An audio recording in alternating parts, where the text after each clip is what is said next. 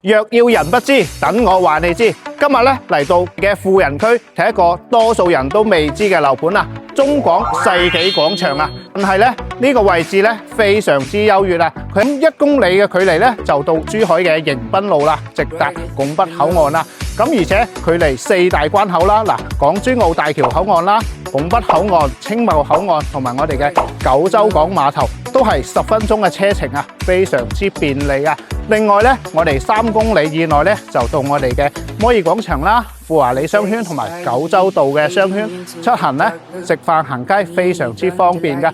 另外，我哋落到樓下咧就有我哋個學校啦、銀行啦同埋我哋嘅商業街噶。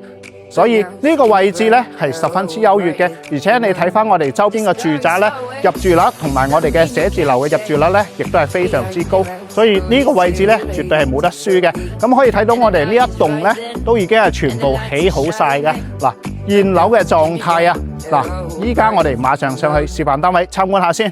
上到嚟示範單位，咁我哋嘅戶型選擇咧，亦都係非常之多樣嘅，有82平方、85平方、90平方、113平方同埋120平方嘅，一齊睇睇。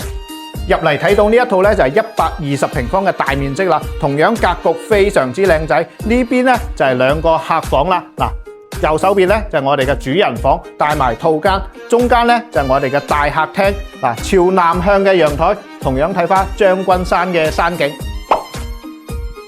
呢一套咧就係85平方嘅2房橫廳嘅設計，首期嘅話咧最低30萬咧就可以輕鬆上車啦。嗱，呢啲2房單位咧，亦都係市場上非常之稀缺搶手噶。如果你對呢個樓盤有興趣嘅話咧，不妨後台留言俾我啦，發詳細嘅資料俾你。